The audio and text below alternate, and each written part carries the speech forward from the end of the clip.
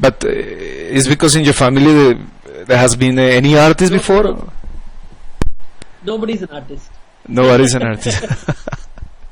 I self-taught. I learned it myself. No, because they are very. It's my own. Wow, that is really, really interesting. Le preguntábamos al doctor Pattanaik de dónde nace su curiosidad por ilustrar, y él dice, es mi propia motivación y lo he hecho. No hay ningún artista en mi familia, pero pues he logrado ilustrar gran parte de esos libros y demás. Dr. Pattanaik, how was your experience in the TED talks? Was it how was it in general? Because TED is a very important network when you come to share ideas and express new methods or new knowledge. How was that experience? Well, it is interesting because people in front of you, come from a school of thought. And okay. I am presenting a new thought, so you face a lot of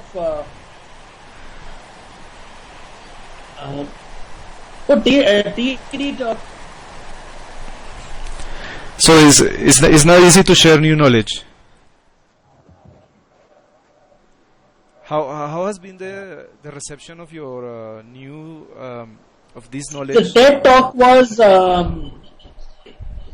gave me exposure to the world, and I had never spoken in such an international forum before, and I was quite surprised. Honestly, I did not know much about TED when I came on stage, but it was a nice experience. For the first time in my life, somebody told me to limit the number of time I have to speak. But I think it has come out well, and because of that, I've got a lot of international exposure.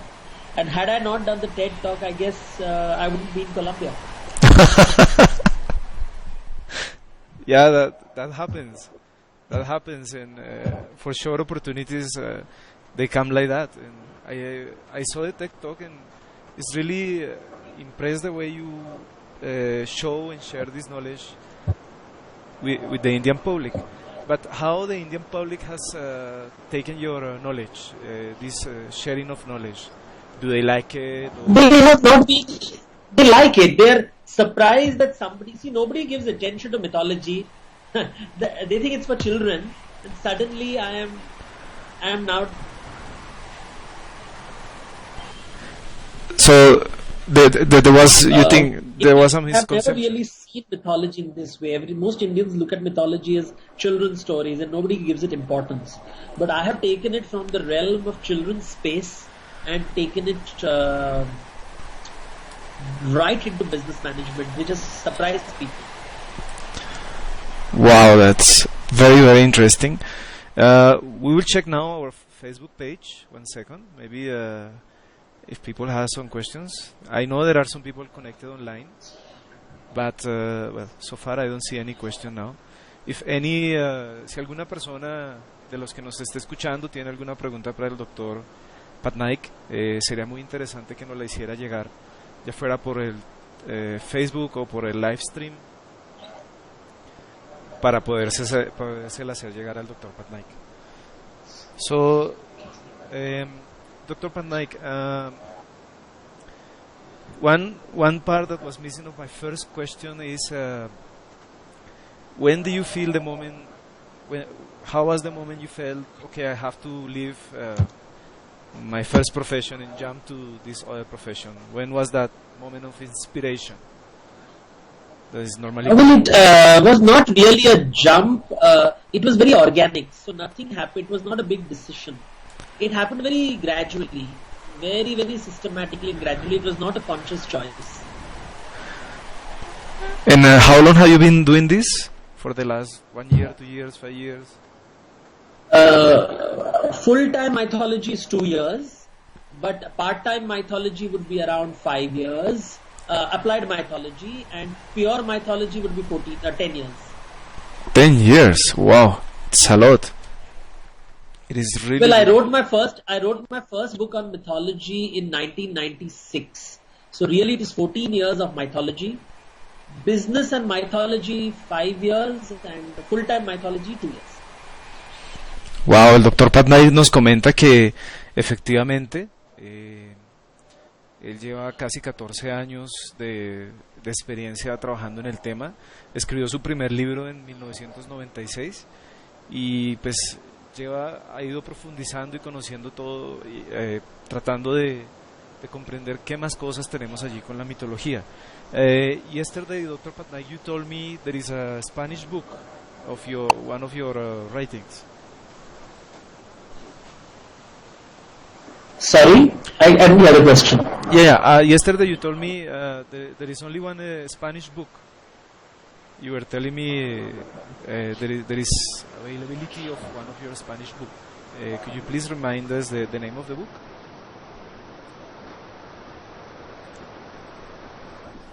Is the Mahabharata. Okay. And one before that was The Secrets of Calendar Art. Oh. Okay, I have a question from one of our listeners. And the person wants to know what is the meaning of Chief Belief Officer? What is the meaning of these three combined words? Chief Belief Officer. I'm sorry, I'm the question from the echo. Okay, I'm going to repeat. Now you hear me clearly? Yeah, okay. What is the meaning of Chief Belief Officer? Officer, yes. Okay. See, we believe in a 3B model, which says belief leads to behavior and behavior leads to business. Most modern management is based on manipulating behavior, and the intervention point is behavior. But we would like belief to be the intervention point. So if we were trying to understand people's beliefs and understand why people work in a particular way or do things in a particular way, okay, and hope to influence belief. Specifically, a belief of Indians when they enter modern management. Wow. So basically, when you say belief leads to behavior. Is that the connection?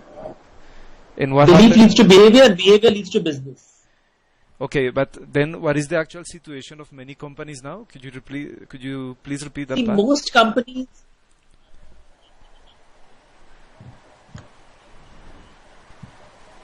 Yes.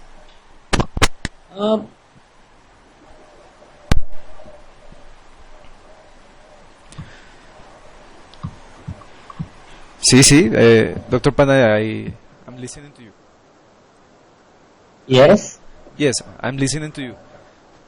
So belief leads to behavior, and behavior leads to the way you can do things in a company. But what do you see is the problem with nowadays companies?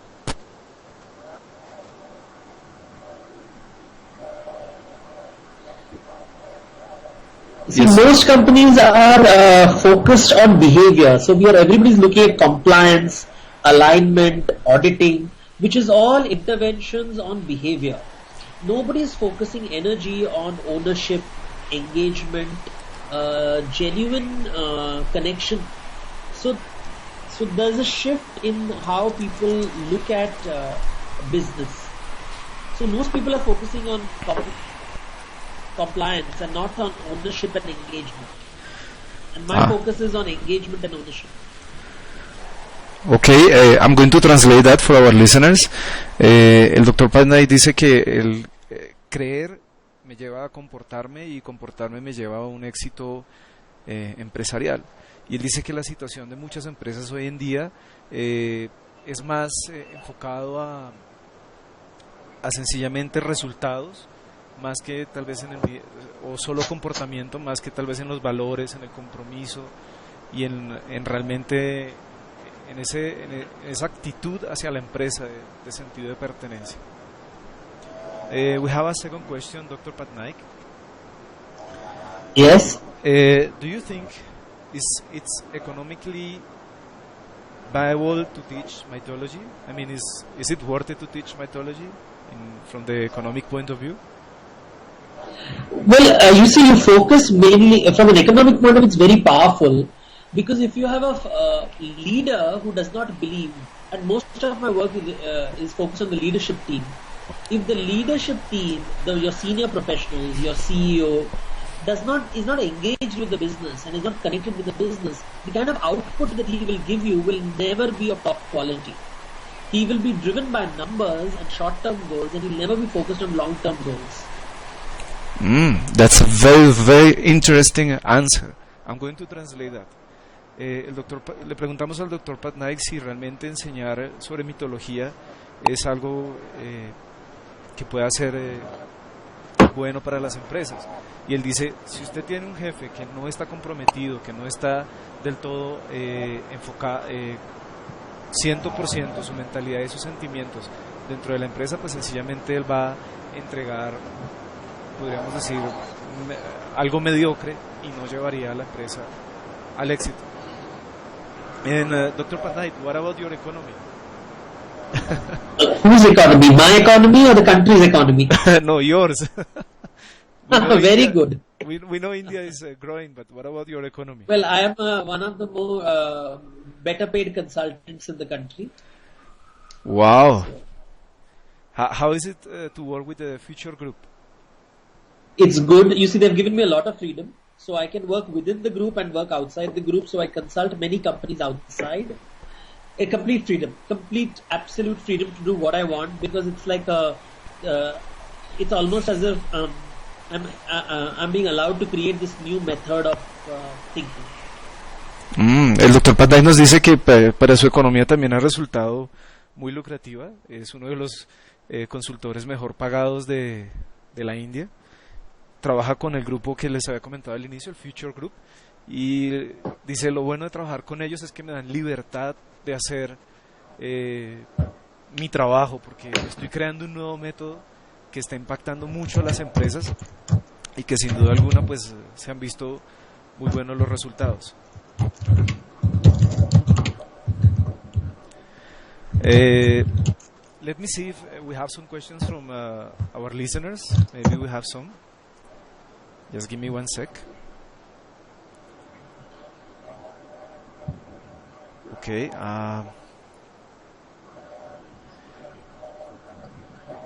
What is Dr. Pattanaik? Have you considered the possibility that many other belief officers will appear from time to time? Well, they have to. I hope so. I expect to enable them to. You see, without the fact that because of this designation, people are talking about beliefs is one of our greatest achievements. Because people don't realize the power of belief in day-to-day business. And I think my designation has at least created a lot of curiosity about belief systems. And you see, belief systems are not objective and scientific. They are subjective and emotional. And so we are realizing the power of subjective thinking. Yes? Okay. No, I'm just very... I mean, what you said is true. It makes a lot of sense. People today, I think they are too materialistic, which we need the material things to live, no? But they have forgotten about values and beliefs. One question I have is, another question is, when you speak about belief, you speak about believing in God or gods, or beliefs is related to... See, belief is what is driving my life. It means subjective truth. Now, subjective truth can be anything. It can be religious, it can be secular. For example, I believe that good people must get more money. If I believe good people makes more money, then